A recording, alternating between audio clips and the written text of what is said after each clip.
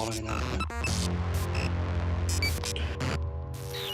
has been paid for by the WZWA network.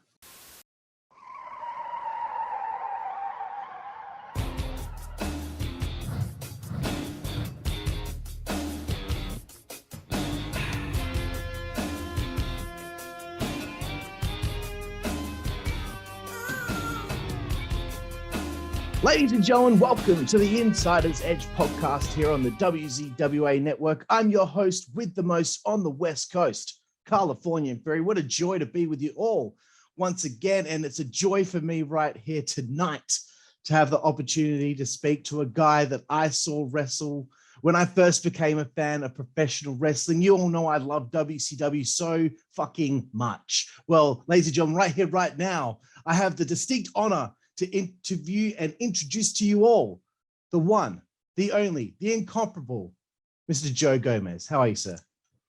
Wow. After a greeting like that, I'm a lot better. Thanks. Good to see you, sir. Good to have the chance to connect with you and talk to you about your career. As per usual, Joe, when we start off these interviews, always the same question. I'm sure you've been asked this a few times in your life. How did you become a fan of professional wrestling before you got in the business? Wow. Yeah, that is a good question. I tell you, I don't remember exactly how it was. I mean, it was as a young child, growing up in South Florida, just seeing Florida Championship Wrestling. It was on channel 6 and 33 on Saturday night. And I just happened chance seeing that. And I was attracted to it. And, it was the era of Dusty Rhodes and Pac Song and Eddie Graham and Mike Graham. So I was entranced, and I was growing up in Miami. So they would obviously go there once a week. So I was able to see them live and follow the program. Then my senior year, I moved up to Tampa, Florida, where I'm at now and have been for the past 35 years. And, when I was here and graduating high school, I was in a wedding and Dusty Rhodes and Mike Graham actually came up and asked me, "Hey, have you ever thought about wrestling?" And of course I was just dumbstruck, Mike Graham and Dusty Rhodes, and they invited me down to school to train. But I'd also heard the stories about Hulk and Hiro Matsuda, breaking his ankle. So I'm like, well, God, I wonder if they're just going to make an example of me. So I was afraid. I'm not going to lie. I was scared. So every time for the next, I don't know, probably 6 months, Ron Slinker would see me around town. And he was one of the enforcers for Florida Championship Wrestling. Really tough guy. I mean, I've seen him catch arrows with his bare hands on Wide World of Sports, 8th degree black belt. Just a really, really capable man. So he'd see me around town at the gym and everything. "Hey, kid, I thought you were coming in." "Oh, yes, sir. I'll be there. Until finally one of my friends who owned the gym, Al Rosen, a dear friend of mine, and, he actually wrestled with Rocky Johnson and was dear friends with the whole family, is still friends with them. He told me, "No, I think they really see something in you. Perhaps, they just really want to try you out and see if you can draw money, make money in the business." So I went and, everything went really well. Training after like 18 matches, I got signed with WCW, which I really wasn't prepared for, in hindsight. But, it's like Steve Keirn said, you don't know if you'll ever get another opportunity, sign the contract. So I did. And had a great time and a lot of great friends and really got a great education. Excellent.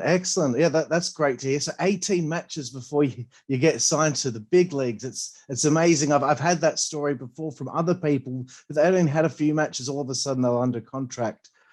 So definitely being thrown in the deep end there. Yeah.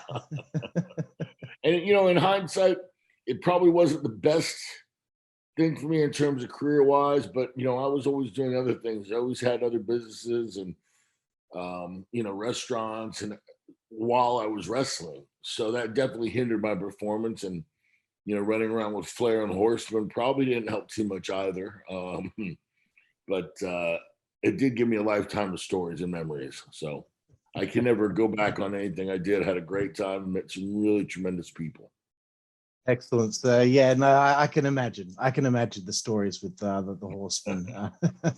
One thing I wanted to talk about before talking about your time in WCW, at least in the early 90s, before you were there, you're teaming with Mike Graham a bit. Yeah. You became I think Florida tag champs. Yeah, in one of my like 18 matches, he was my first partner, and really a great guy. God rest his soul. I miss him. I think about him often. Learned as much as I could in a really condensed period of time from him. You know, he was just such a wealth of knowledge in terms of the wrestling business. Everything he did was so good, and it meant so much. The littlest things meant so much. Now I can look back on it and really get it. But at the time, it just went through, over my head. I really didn't understand. And Paul Orndorff later on told me it takes about 1,000 matches before that light goes on your head. And I agree. I think that's a good number. Now there's other guys, Kurt Angle, Brock Lesnar, Randy Orton, other guys that are just savants, and they get it like that. I wasn't one of them. I played football in college, played baseball up until college. Always loved professional wrestling, wrestled a couple of amateur matches, in high school, but it didn't come as quickly to me as it did to those guys. Of course, yeah, those guys are a rarity, I think. It's time to talk a little bit about Alan Iron Eagle and signing to WCW in September of 1990. How did this happen? How did it come about that you got the opportunity to be signed? Did Steve put in a good word? I know sometimes in wrestling it's who you know. And also, can you tell me about the creation of the name Alan Iron Eagle? Absolutely, sure. Well, the genesis of that came when Ole Anderson, he was the booker for WCW at the time. He was in Florida Championship Wrestling, looking for new talent. And it was us against the Nasty Boys. He was actually there to see the Nasty Boys. Believe me, not me. It was Mike Graham and I against the Nasty Boys. And Mike was kind of winding down his career. He would go back to WCW subsequently as an agent and work a little bit when they needed somebody on the road. But his performing career was pretty much winding down. But, they put the seasoned veteran, the superstar with the literally green as goose shit rookie, and tried to get something out of that. And I did learn quite a bit, but we weren't together very long, like I said. And Ole came into town and he signed the Nasty Boys, signed myself. And, it was a really exciting time for me. I mean, I had, like I said, all of 18 to 19 matches under my belt. I was in college, living with my parents, and I had this unbelievable opportunity to go work for Turner Broadcasting, which owned WCW. And it was a dream come true, literally. That is so cool. It's so great when I get to do these interviews and just somebody just rattling off that their dream came true. Not many people on this planet get to have their dream come true. So very, very lucky as far as I'm concerned. Okay, you joined the company, 18 matches. Who did you gravitate towards backstage? Who's the first kind of people that you became friends with? Did anyone take you under their wing? You know what? Actually, I have to say, I wish. I think it just happened so quickly, and I wasn't able to process it the right way because a lot of guys did. I rode with Sid Vicious. He took me under his wing for a while. Great guy. I mean, just a tremendous, tremendous guy. And I rode with him for a while. Al Green, who's left us subsequently. He and Kevin Nash had formed a tag team called the Master Blasters. Well, I was married to them for the first 4 months on the road with WCW, literally. And those guys were big, strong guys. And that was probably my first real test, being married with those guys for 4 months on the road. So I rode with them for a little while, and I had a couple harrowing experiences with Sid. And I told Flair and the guys, that we had two crews back then. We had the A and the B crew, and we were coming back together. My first match was in Myrtle Beach, South Carolina, against Iron Sheik, former WWE champion. So I think, oh my God, he's gonna, be hot at having to, put over this green kid who's, a nobody, literally, former WWE champion. Still carried himself well, was still in good shape and could go back then. This is, 30 some years ago. But everything went great. Couldn't have gone easier. He was real professional. Healed a room with him and Al Green, which was pretty much a harrowing experience. I'll leave it at that. Sheik put the cot halfway out on the balcony. This is a shoot in Myrtle Beach, South Carolina. Proceeded to strip down naked. It was probably 40, 50 degrees. And the balcony's, gusts are coming in, but he's sleeping on the balcony there. The cot halfway in the room, halfway out. Al Green is in the room again with me, and again naked. It's freezing cold there. I'm fully dressed because I'm a Florida guy, and this was just killing me. So they're keeping me up all night with Sheik snoring and Al Green telling me stories when he was in a biker gang and the initiations they had with young guys that were good looking like me. Didn't sleep a wink.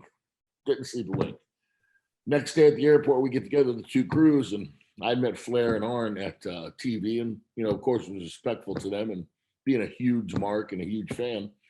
And they were just nice guys. They go, "Kid, what's wrong? You look horrible." Circles under my eyes. I hadn't slept at all. So I give them the story. Flair just spits orange juice out on the seat in front of him on the plane. He goes, "Oh, don't worry, kid. From now on, you ride with us." So that became a literal 32-year friendship. He just moved down here to Tampa. And actually, I just got back. Rick and I just got back from Chicago yesterday. Went to go visit Mongo, another one of the WCW stalwarts who's unfortunately really fighting for his life. He's in a tough battle with ALS. And, it was real tough. But we've been 4 times to see him, and it really cheers Mongo up when we go see him. And he's an amazing human being. I'll tell you, it's really tough. But his wife and his little girl, I keep in my prayers every day. But so yeah, that was that was the start of a great friendship. Rick, myself, Arn, and Barry Windham, and I just can't say enough about them. How much they taught me about everything, about life, about the wrestling business, and just the friends that they've been through decades of friendship, literally.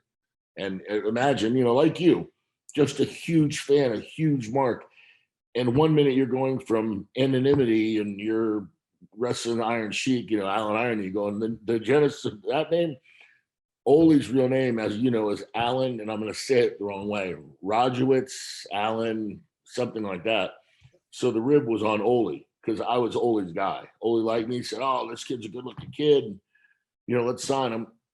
So that's where Alan Iron even came from. They wanted to do the Indian character, but they gave me the Alan first name due to Ole's first name being Alan.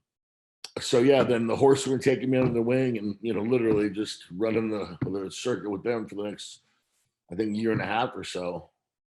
Then I went home, I was released, and really I didn't belong in that spot at all. And had a death in the family. Unfortunately, my mother died of cancer. Came home, finished college, opened up my first business with my father, which is a bar called Cherries in Ybor City. All the boys used to come there, whenever we run in Tampa, and Flair would run the localized promos. All the girls, no boyfriends allowed, will be at Cherries in Ybor City. We'd do a $20,000 Saturday night. It was crazy. And then that got the bug going again, after a couple of years of being home. And, Rick's like, "Hey, why don't you come up here? I'm, in a position like committee." So I went back for a couple more years, 95 through 98, and had a tremendous time there. Under the name Desperado Joe Gomez, my real name. Of course. And that was a Jimmy Hart creation.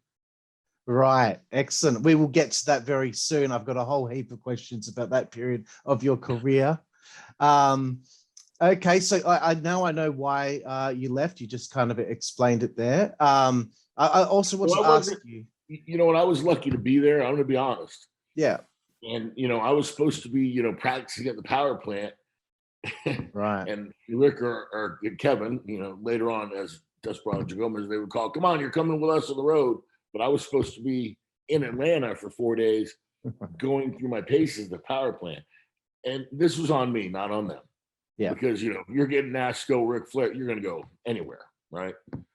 But I should have stayed there and gone through my paces and really worked hard at it, with Sarge and the guys down there, at the power plant. And I didn't, to be honest. Everything in life, I was really a fortunate kid for being adopted only child like Rick, and having wonderful parents and just wonderful friends in my life and a lot of different opportunities. But WCW wasn't paying me to be a businessman. They were paying me to be a professional wrestler. Yeah. And that wasn't my 100% focus like it should have been in hindsight. Fair enough. I did notice during this run, you teamed a bit with Tim Horner. Yeah.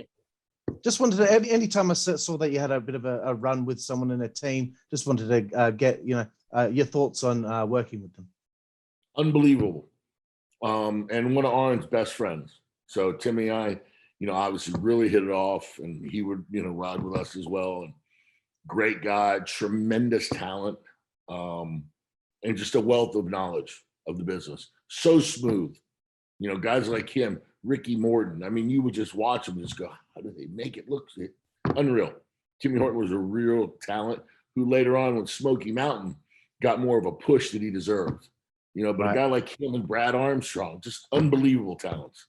And, WCW was just, that was the land of the big guys, and, maybe their promo skills weren't, where it needed to be perhaps. But those guys, as far as performing in the ring, as good as anyone. Excellent. I do as much deep research as I can, but the internet can be a little bit unhelpful sometimes. Things can get mixed up. I think this is correct. Let me know if I'm wrong. 1994, I believe you work in IWA in Puerto Rico. Yeah. Well, I've been to Puerto Rico a few times. That's correct. Right. Okay, cool. I just wanted to know the experience of working in Puerto Rico. It's a different world down there as far as the fans are concerned. Totally different. I was really fortunate through Steve Keirn, who trained me and is still one of my dearest friends to this day, and just a tremendous person. Through Steve's friendships and, connections and 45 years in the business, he was able to get me booked in Puerto Rico. We would run the Bahamas on a regular basis with Steve and Mike and that whole Florida Championship crew in between my contractual years with WCW. Yeah. But Puerto Rico was a lot of fun. The fans were just so passionate and fervent. I was a baby face, so I had a lot easier than the heels. But Kevin Sullivan, I've seen getting through batteries at, trying to stab him. I mean, they really thought he was the devil. So it was an eye-opening experience, to say the least. I can imagine, especially with Kevin Sullivan being there. Oh, he is the devil. I can tell you that too. He really is. No, that's excellent. I wanted to also follow up talking about that. Again, in the research, you did a bit of time in Japan there for IWA, if I believe that's right. Yeah. Look, I mean, it looked like an incredible learning experience, I would think, because you worked with the likes of Dick Murdoch, Dick Slater, Bill DeMott, Hiroshi Ono, Leatherface, Gangrel, Tajiri. I could go on. There was a bunch of opponents that I'd seen there online. Tell me about that experience. Again, over there, it was just tremendous. The fans, the people, they're so passionate about the business. Our fans here are great. Don't get me wrong. And I'm still flattered when somebody remembers me, or like yourself, and remembers, my career that I had. And it's nice. It really is nice to be remembered that way. But over in Japan, it was crazy. I mean, I was, young, and I guess I had a certain look that was appealing. I mean, they would follow us literally around the country. It was crazy. It was kind of like being, I don't know, like when they say the British invasion of the Beatles here, it was kind of like that when we went over there to Japan. Had a great time, made a lot of good friends, a lot of friendships, and just great memories. Just seeing the countryside, the food, the people. And subsequently, I've opened 2 sushi bars since my time in Japan. Sushi on 7th, which is a huge deal in Ybor City, and later Sakana. So that definitely influenced me in a big way. Very cool. I also noticed in my research, it was a few years later after your time in Japan, but I was surprised by this. I didn't know that this happened. 23rd of January, 1996 in San Jose, California, Joe Gomez teams with the Brooklyn Brawler against the Godwins on WWF Superstars. Did this happen? No, I don't know who that could have been. No, I know there's another Joe Gomez out of Puerto Rico, but he's more recent. Right. So I think somebody must have gotten their signals crossed. The Godwins and I are dear friends. Dennis and I broke in Florida. Right.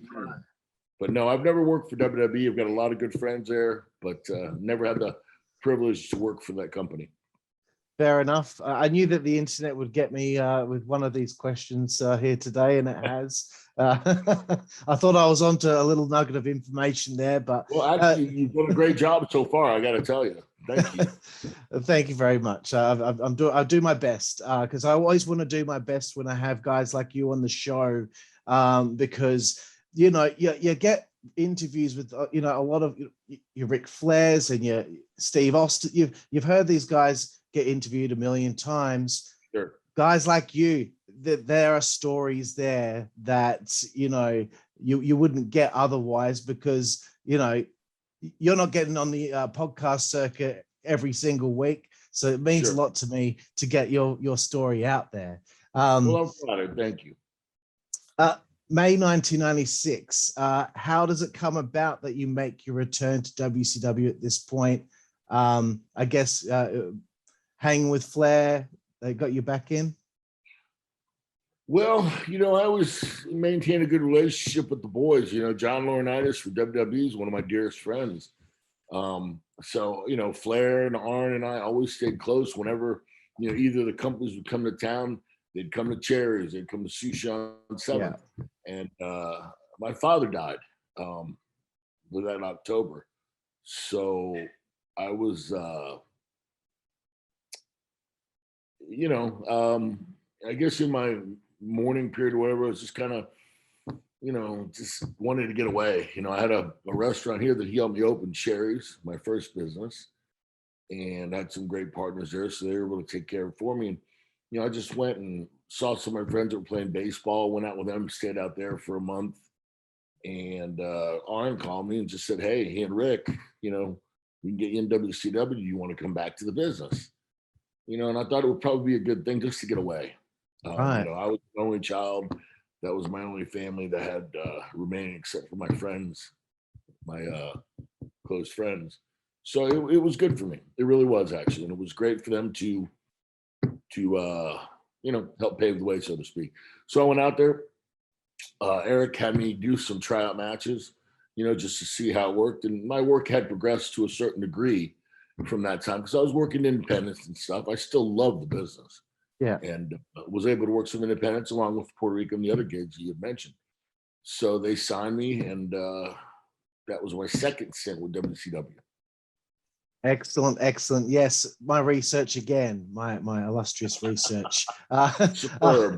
After working house shows with VK Wall Street, for those out there, Mr. Rotunda, on the 17th of June 96, you make your WCW Monday Nitro debut with a victory over Disco Inferno. Okay, now your dream's coming true a second time, because you get signed to WCW again right when we are getting to the hottest period in wrestling history. More people watching wrestling than ever before. You're on live Monday Nitro. You get a win. How exciting was this for you as WCW was on the rise? That's you. I couldn't have said it any better. Because the first time when I was at WCW, it was more of a regional approach. Granted, we were owned by Turner Broadcasting, but we were one of hundreds of multi-million-dollar companies under the umbrella of Turner Broadcasting. So it was still, regionalized.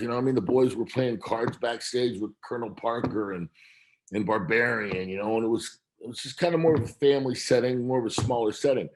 Now, jump to 96, we're appearing in colleges because we're going after that, Zane Brezoff really went after the college target market groups. And the numbers were just unbelievable. We'd have 20,000 people, 25,000 people. And it was like a rock star. It was like you were on a traveling band supporting an album. You're Van Halen in their heyday, or Def Leppard in their heyday. And it was crazy. It really was. And for that whole 83-week period, when we were beating WWE, we had Rey Mysterio going out there, tearing it down with Juventud Guerrero. Eddie, God rest his soul, and Benoit, and those guys were just tearing it down with the opening matches. Nobody could keep up with that. Then we had Nash and Macho and Flair and all the stalwart names that were legends.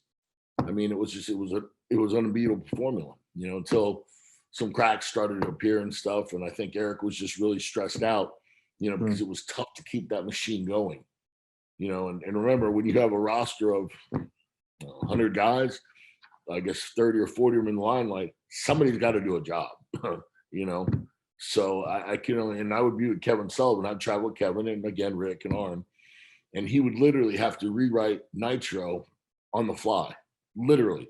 After they had everything planned, because, and I won't name names, but this guy, he's got creative control, and he didn't feel good about doing that, where this guy might be friends with Eric.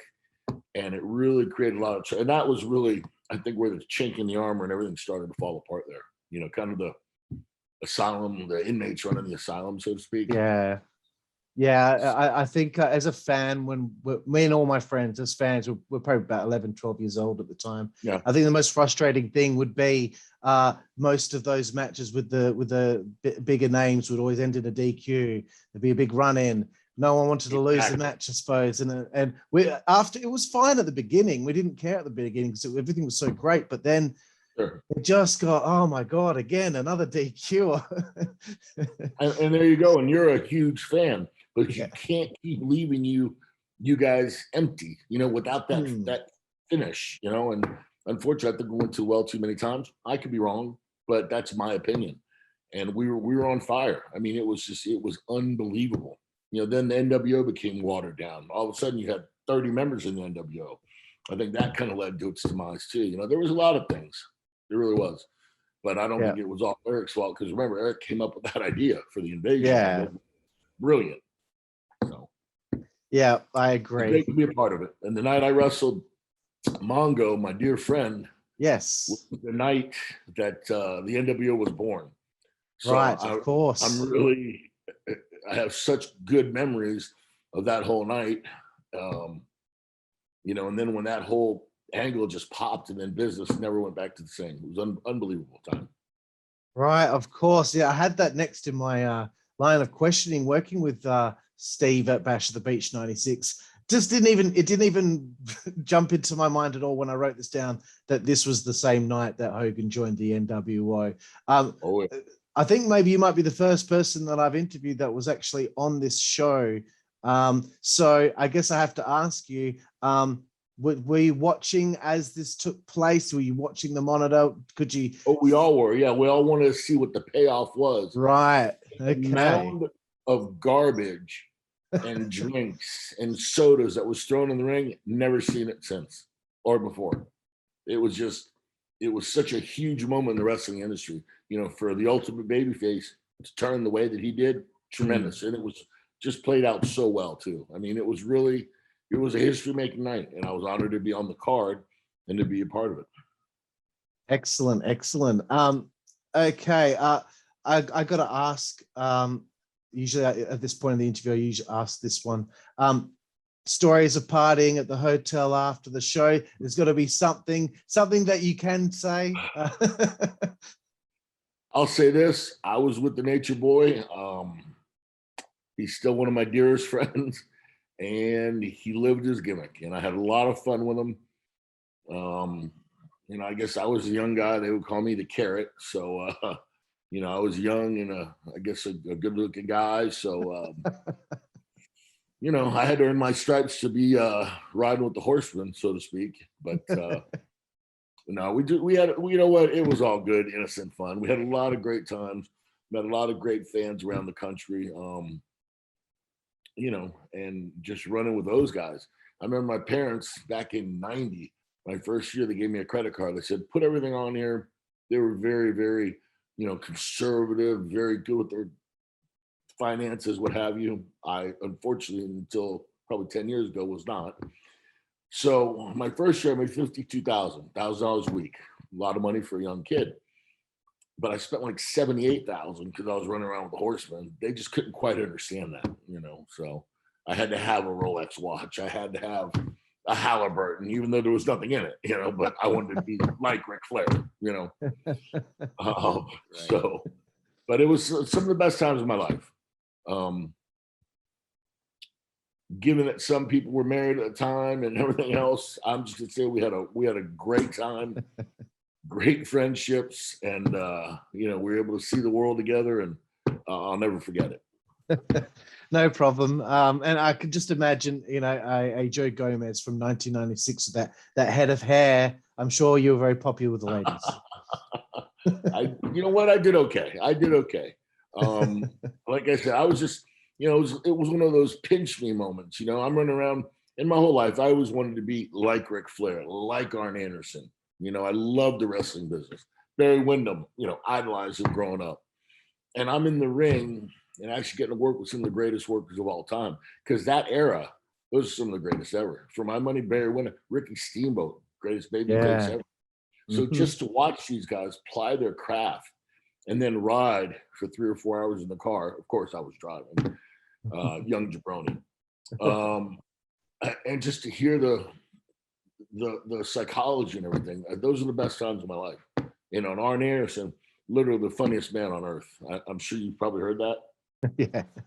King of the one-liners, just the funniest guy ever. And just the times we had were amazing. Literally, some of the best times of my life. And I've been one lucky guy. And those are some of the best times of my life, truly. Excellent. I have to bring this thing up because, and I know you probably don't like this, but it was a promo video that went out. It's on YouTube. Chris Cruz is introducing it on WCW Prime, and he says, check out this following package, the in crowd here, the young guys from WCW. It's Renegade, it's Alex Wright, it's Jim Powers, it's Joe Gomez. You're walking, you take off the shirt, you keep walking. I'll never live that down. Never live it down. It's champagne viewing. You know who got me the best? Scott Hall. God rest his soul. Scott was a good friend and great guy. So after they filmed that promo and it aired, Scott goes, "Man, Chief, that's great." I go, "Really, Scott?" He goes, "Yeah." He goes, "Those guys all got out there and they're all cut up and they had their abs and everything, and you just took your shirt off and you didn't care. You had your derby out there." And I'm like, "Oh man, come on, Scott." He just got me good, but he was always a good friend and always tried to give me advice. Yeah. But my one advice, I wasn't a drinker, never done drugs, not a drug guy, but I do love my food. So Eric would plead with me, "Kid, can't you get abs? You got $1 million look." And blah, blah, blah, blah, blah. Didn't happen. So not everyone can get it, and that's fine. There's nothing wrong with that. Listen, if they went by that, Dusty Rhodes would have never existed. Right? Exactly. Okay. And I'm not comparing myself to Dream in any way, shape, or form, but well, when you were out there filming that video, did any of you say to each other, like, "Gosh, is this going to be any good?" You guys talking amongst yourselves about what you were doing then? No, because Renegade, they put him in a tough spot too. Yeah. And I knew Rick, ironically, I knew Rick from Tampa. He was a former male dancer, like he would perform in a troupe and they would do their nightclubs. Well, I was in the nightclub business, owning restaurants or bars and managing them. So I would actually know a lot of those guys from them performing in the clubs. Rick was always a good guy. Then we ran into each other again, 8 years later in WCW. So he was put in an almost impossible spot. They had him doing the Ultimate Warrior gimmick. Yeah. He had, like me, hardly any experience. We were both green as goose shit. What do you think is going to happen? And all he was being built up for Hogan to get the win back, against. Of course. So this was something in an effort to kind of repackage, because they had us tag team together as well. Yeah. To try to repackage Rick and maybe to do something with myself, maybe catch fire. Jim Powers, again, after being in WWE for probably the majority of his career, effort to repackage him, and Alex Wright too, who's a great guy. So I think we all just did our best with it. Yeah.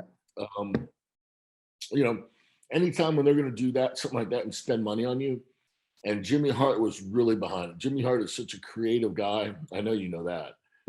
He did a lot of the songs for the legendary songs for WWE, like Hulkster's song and a lot of the other ones. And when he came to WCW, that was kind of his niche on the booking committee. He'd come up with different gimmicks for the guys and everything and really get behind it and put a lot of hard work into it. So I think we were more just flattered and kind of honored that they put that thought and effort into us and energy into us. Yeah. To be honest. Yeah, I mean, no matter what anyone thinks of it, it's still great that they were doing something and putting you out there on TV. I mean, how much money does it cost for 15 minutes of airing something on television? So it's a lot of money being put in. So and they want to give you guys that opportunity. And speaking of Renegade, did he ever confide with you at all after that TV title run he had? They took the belt off him. You were teaming together. Did he ever tell you, how he felt about that? Did it bother him that, that they gave up on him so quickly and because they pushed him so hard, but he was green. There was nothing he could do about it. They should have known better. I've always felt really bad for him because I feel like they didn't really try. They just let it burn out. They should have known ahead of time. They're professionals. They should have known ahead of time that a green guy wouldn't be able to handle that spot that quickly. Did he ever confide in you? Yeah, I mean, Rick and I we were friends from back home. Then when we were put, together to tag and we traveled together, we were able to talk a lot, and yeah, it definitely bothered Rick. But he understood the way the business was. It was they're going to throw something out there. If it doesn't catch fire pretty quick, they're going to move on to the next thing because they have to. Because remember, this is a time when, granted, we were beating WWE for 2 years. Yeah. But the ratings were starting to go the other way. So now they're kind of getting a little desperate to get the next, the only breakout star we ever developed pretty much in that time was Bill Goldberg. So they were trying to get the next breakout star, just throw pretty much stuff against the wall. He knew that he was going to be the sacrificial lamb for Hulkster. Obviously they were building him up to get that back. But he understood that he went in there way undermanned. He was green. He didn't have the experience and the knowledge. But that wasn't really when he got released. And, he unfortunately had broken up with a young lady. And that was kind of pretty much that, put it over the edge. Yeah. But he was just a real good guy, country guy, just a nice young man, and it was real sad. Yeah, it is. Yeah, he's only 33. He understood the business. Yeah. And, it's up to us.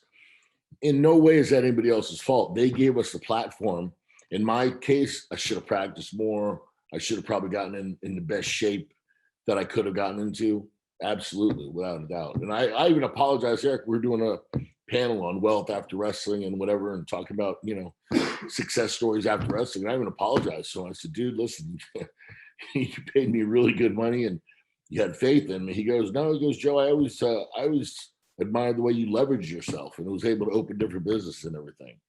And that was really cool, and Eric was always good to me and real fair to me. A lot of the guys in my time, they had a lawsuit against WCW. I know you're aware of that. And there were some of the other, obviously me being portrayed as a Native American with a Hispanic last name, I was asked to join that lawsuit. I didn't want to because I don't think I anything that happened to me was of my own volition. It was because I didn't prepare myself properly. I didn't practice properly. It had nothing to do with discrimination from WCW. They were great to me, But Rick, I think he saw the writing on the wall. He kind of knew, definitely. Right. As you brought up Eric Bischoff, I did look at a clip on YouTube. He talked about you in this clip, and he said that you had all the tools you could cut a good promo. You had a great look. You were great in the ring. If only he wasn't so good at so many other things, he would have.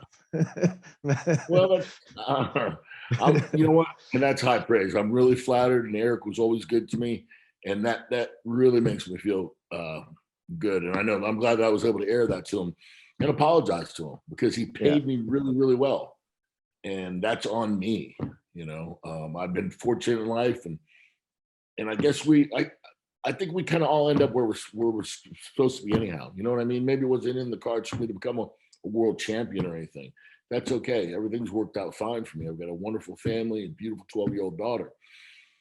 But, there's always that where you wish or you wonder, what if, you know what I mean?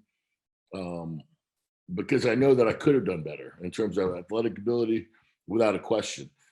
And ironically, I would have a better match now probably than I would then, because when you go work the independents, you work as a top guy. You think, I'm going to get my stuff in. I know when I was in WCW, I would let guys lay the match out for me out of respect. Okay. I'm not going to tell a Barbarian or a Haku, even though they're dear, dear friends of mine, hey, let's do this, this, and this, and this. But that's how you should have done it. And then later I go back, hey, Barb, what happened to the, drop kick, boom, arm drag, boom, off the top rope? Oh, Joe, my English, not so good. So the guys would, and they never ate me up. I got along great with everybody. I give respect. I get respect. I had a lot of great relationships there. But the nature of the business is you take until somebody cuts you off, or you know what I'm saying?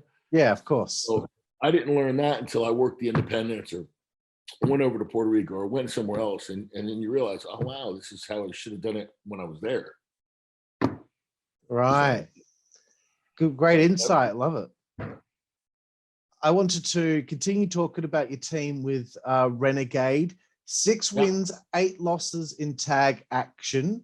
And then I noticed there was a point in time where he turned on you. So there was going to be a bit of an angle between the two of you. You worked 3 matches, May 5th, 97 in Lakeland, Florida, May 13th in Salisbury, Maryland, and May 27th in Chattanooga, Tennessee. Research. Very good. So these are I remember Lakeland. I didn't remember the other 2, but I remember Lakeland. Excellent.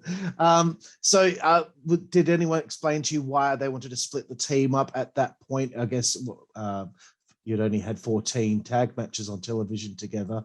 And how did you like having them? How did you like the feud? I mean, it only went for a short while there, but it wasn't much because, again, they were shotgunning everything. And if stuff didn't catch on, and you didn't see the ratings move in that quarter hour, because they have it broken down to a quarter hour. I mean, they've got it down, to a science.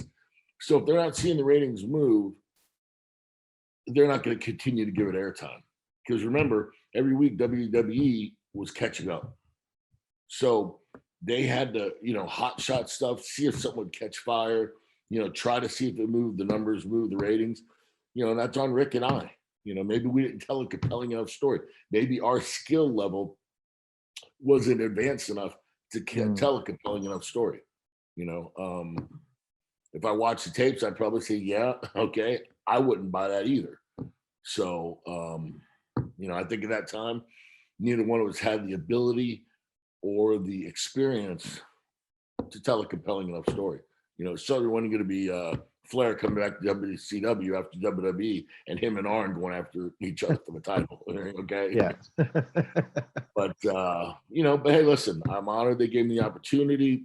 I do wish that I would have done, probably cut back on some of the other stuff. I didn't have to have, as many businesses concurrently as I did or whatever. If I would just stuck to that one thing, wrestling, I would have loved to see how things would have turned out. Yeah. But like I said, everything turned out pretty darn well for me now. I can't complain. That's great to hear.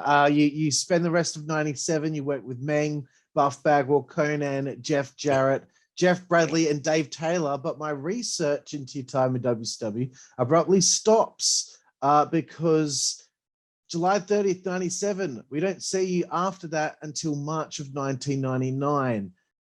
Did something happen here? Was it an injury? Please let me know. No, just, a lot of times when you're under contract, and again, we were a big company, you're talking about probably 150 guys, 130 guys under contract. If you're not being used, you just kind of stay home. Sometimes you go to TV, sometimes you don't. Right. And it wasn't that I was like taking checks and saying, I'm getting over on them, but I had other things going on too. Now, should I have been going to the power plant, practicing, saying, hey guys, let me get this angle here, giving ideas to the booking committee? And I'm friends with the booking committee. I mean, I'm riding with Kevin, Nate, Paul Orndorff, Jimmy Hart. I'm literally friends with all these guys. So I didn't take advantage of what I could have, absolutely.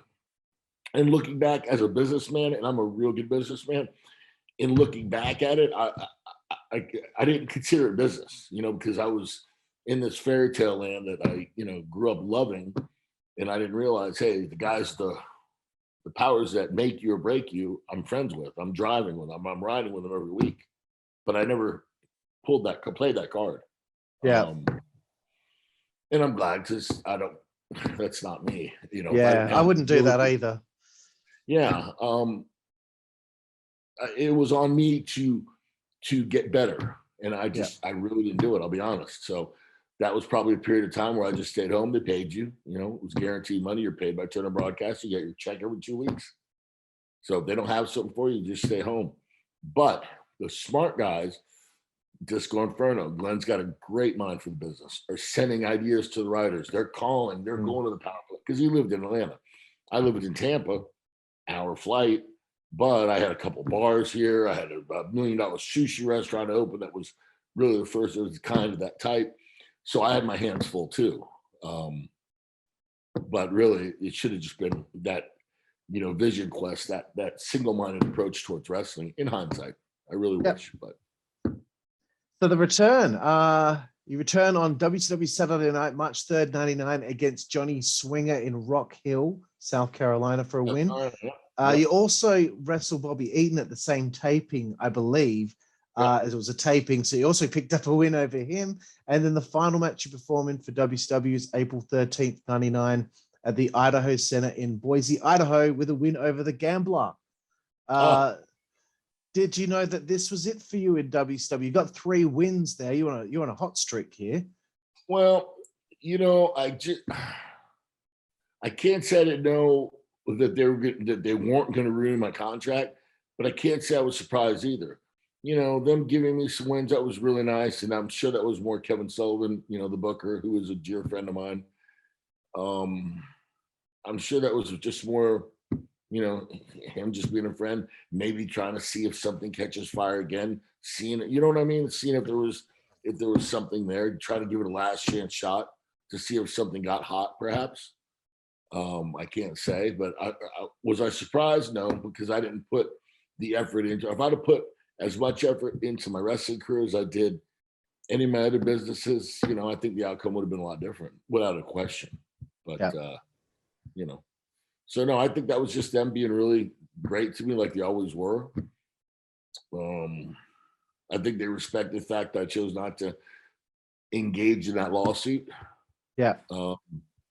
Because when Terry Taylor told me, because Terry's probably booking me too, I said, Terry, I have no ill will towards anything. This is all on me. You guys gave me a platform, an opportunity, in front of 10 million people a week to get over. That's on us as performers. So, I suffered no discrimination whatsoever. Hell, I was treated great. That's great to hear. Okay, so the time in WCW is over at that point. Again, a couple more questions here, Joe, before we sail off into the sunset. I believe, again, tell me if I'm wrong, because there might be another Joe Gomez, but is it true that you teamed with Tatanka in November of 2001 in Essex, England? Oh, yeah. Yeah, no, I did. I did like a 2.5 month tour in England with Tatanka. Right. Yeah. Wow. Yeah. Cool. Yeah, he's a great guy. Still looks like $1 million. Yeah. And that's the guy that is a professional wrestler through to his core. It's his business. It still is his business. He's still out there outperforming guys half his age. Guy's a tremendous athlete. Had a couple of cups of coffee, I want to say with the Dolphins as a linebacker. Tremendous athlete and a good guy for you to interview, actually. But he is still on top of his game. Going over to England, he taught me a lot as a businessman in terms of how he does his merchandise and everything, and just how seriously he takes it. Really good guy. Learned a lot from him on that tour, actually. Great guy. That's cool to hear. I wanted to find out if I was correct in my research for when you had your final in-ring performance.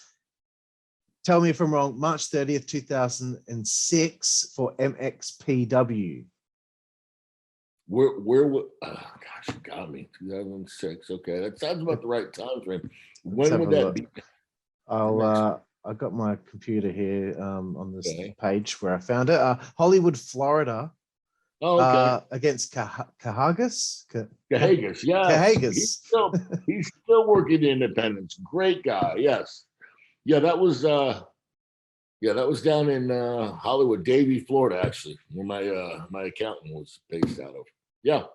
They would draw down there at Bergeron Rodeo Arena, and Dream was down there too. Not then, but I'd been on some cards down there with Dusty as well, and they would draw. That was a nice place real family type environment. And they'd probably put 3,000, 4,000 there, which is a lot for an indie show, as you know. Yeah. And he'd get Dusty Rhodes in there on top, Kevin Sullivan. He'd get a lot of good names down there. So yes, I was. And Cahagas, tremendous match, tremendous guy. Awesome to hear. I wanted to know, how have you remained involved with the business since you retired? Because in my research, again, I read someone write something about you, and they said that you've done a lot of helping out for people, helping them out with like a place to stay, helping them out with, I can't remember everything that they said, but like some younger talent and all that. You've helped people out along the way. Well, when WWE first moved their developmental system from Atlanta, it was all done in a real shroud of secrecy. Like in the middle of the night, they moved everything here with Johnny Laurinaitis, Johnny Ace, asked me, kid, you got somewhere I could put the rings? So I said, all right, yeah, we'll put it at our gym over here. So we put it at our gym and actually had the rings in the aerobics studio of a ring. We had a batting cage here in Tampa until we finally found the location. It took Ty Bailey and I probably 6 months to find the warehouse that subsequently became Florida Championship Wrestling. So that's why I was there. And, I've got rental properties now, numerous rental properties. So Johnny had all the young boys that came over from England, Sheamus from Ireland, Drew McIntyre, and all the young boys would all go through their paces, but they would stay at my house because they didn't have Social Security. They didn't have credit. So I'd let the boys stay there and take real good care of the boys. And you know how it is. That's the nature of the business. You always want to, kind of give back. And so Johnny had me, real involved with that. And then subsequently moved to Orlando now. So, but I've still got a lot of great friendships with a lot of younger talent. Fandango is one of my best friends. And cool. Yeah, great guys, really are. And I got to know a lot of the DiBiase's, just you name it, Joe Roman when he was here, the twins, the Bella twins, just all the guys. We got to know everybody. It was a real tight-knit group. So, but that's really about it. Now, I mean, aside from going with Rick, we're going to go practice tomorrow because he's got a match coming up. Really not that much, in terms of hands-on. I'm just so busy, with my own things. But I still watch the product whenever I can. I'll go see Arn up at AEW. He's a producer up there, and his son's getting a break now. Yeah. And that's about it, really. The WWE product, I really don't watch that much. Don't go to the shows that much.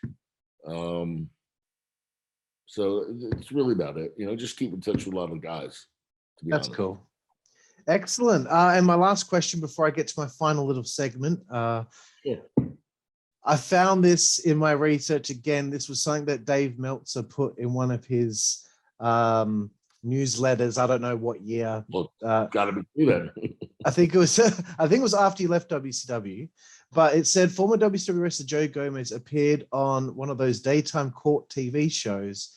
Apparently, he was part of a deal where a woman bid on a date with him for a charity auction. She bid $500 and won the date, but Gomez never went out with her. The judge threw out the case. Is this true? Yeah, that was bad. It was I was still under contract because I had to ask Kevin if I could do it. Okay. It was Judge Joe Brown. Oh, okay. The girl won me, and it was a celebrity charity auction. I don't know what it was, but it was an auction of some sort. And I never took her on the date just because I forgot about it. And she was actually a very pretty young lady, very nice, very sweet, but I forgot about it. I was on the road, even then, it was still 4 days a week. Never remembered. All of a sudden, I'm getting sued. And I think it was more than 500. It was like maybe 1,500, 2,000, but it was in small enough claims court. Then the producers saw it and they thought it was funny, professional wrestler being sued for not taking a girl on a date. So they set me a deal that no matter what, if I lose, they're going to pay the judgment against me. If I win, everything is good. So I said, okay, I'll do it. They flew me out to LA and did the Judge Joe Brown show. Kevin told me to do it in character, and I won. So I said, oh, I wasn't sure. She started stalking me, kind of did a little, in character, so to speak. And the girl was she was pretty mad. She got her money back, but she was still because the court reporter, Doug Llewellyn or Doug something, I think, said, oh, well, what about now? And I said, absolutely. I'd love to take her out and, kind of mend the fences. And she's just, no. Yeah, she was definitely no part of it. So. But yeah, that's true. That was God, I forgot about that. Judge Joe Brown. I'm going to have to try and find the episode somewhere. I need to see this, but it was funny. It was really funny. I remember. Awesome, Joe. Well, I got to get to my final segment here, Joe, of the show.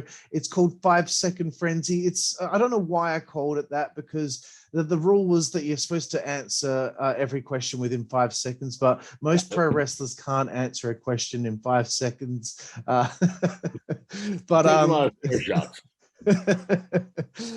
but anyway, quick fire questions for quick fire answers. Number 1, Joe Gomez. Who is your favorite pro wrestler of all time?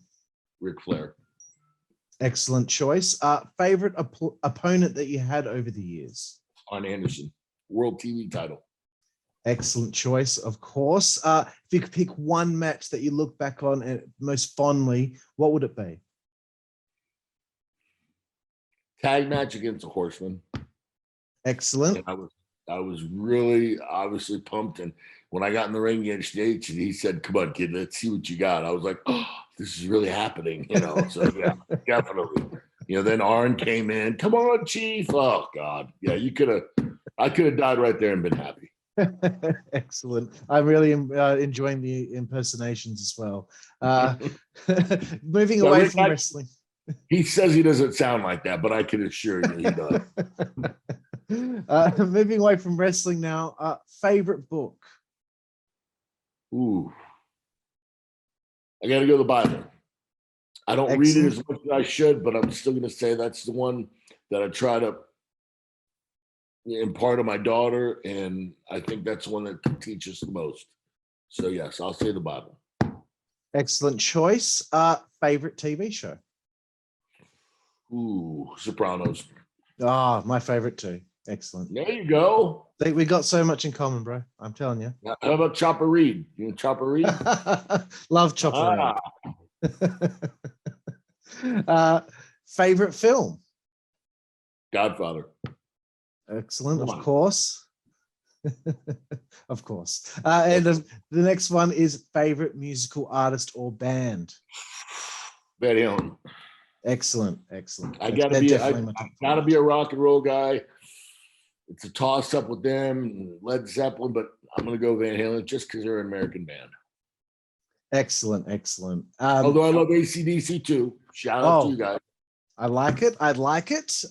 Moving away from the arts now, Joe. Favorite food? Italian. Chicken parm. Nice. My best friend and I hear every time, and he's a shooting Italian. Every time we go, he gets chicken parm all the time. So I usually follow suit. So yeah, I'm gonna go chicken parm. Lovely. Favorite place to eat on the road? I'm gonna say Gibson's, just because Nate and I were just in Chicago, and phenomenal. Yeah, I'm gonna go with Gibson's. Chicago. Cool. Favorite beverage? You're thirsty, Joe. What will you reach for? Wow, your listeners are gonna find this really, really boring, but I'm gonna say water. Nothing wrong with that answer. Yeah, I'm not a drinker, I'm not, and I had to have 2 beers and I with Nate at Gibson's, and 2 at the airport yesterday. But yeah, I'm gonna say water. Nothing wrong with that answer, I'm telling you. And if anyone out there disputes that, I'm sorry, water is underrated. Okay. Second last one, Joe. The naughtiest one of 5 Second Frenzy. Favorite female body part? You see a good-looking lady. what will Joe Gomez's eyes go to first? Legs, definitely legs. Derriere legs. I'm more of a lower body guy. Other Excellent. guys are more attracted to, I can't say names, large chest, etc. No, I'm more legs and. Nice. And the last one of 5 Second Frenzy, Joe, favorite curse word? Fuck. Yeah, That it's is- going to be fuck. That is the number one I answer. try not to use it as much as I should, but it still slips out. And my daughter makes me pay her money every time I curse. So, yeah. Definitely. Excellent, Joe. Well, I just want to thank you so much for taking the time to talk to me about your career, your time in pro wrestling, and everything else that we've talked about on the show today. It means a lot to me, and I always say that the nice thing at the end of the interview, because you were on television for a wrestling company at the height of pro wrestling. And I hope you are so proud of what you accomplished, because not only did you do that, but all the way over here in the most isolated city in the world, Perth, Western Australia, you had a fan right here in me. Well, you know what? I'm honored, and it's always nice to be remembered for things you did. And if I can make an impact or an impression on a young man all the way in Perth, it does make me feel pretty darn good. And I had a wonderful time doing your show. Thank you. Thank you, Joe. And I hope we get to speak again soon. Listen, you ever find your way to the States? My partner and I got a great little pizza place here, a few other businesses. I promise you this, you'll have one heck of a time in Tampa. Yeah, so if I do visit, I'm going to have to come to Florida, because apparently that's where every wrestler lives. So you got an open invite. And as Nate calls me, I'm the mayor of Tampa. We can show you a good time. I promise. Sounds good, my friend. Well, thank you again, Joe. Had a great time. Thank you for having me. No problem. Thank you all out there for watching the Insider's Edge podcast here on the WCWA Network. I'm California. This is my new friend, Mr. Joe Gomez, and we will see you down the road. Thank you. Cheers. Thank you.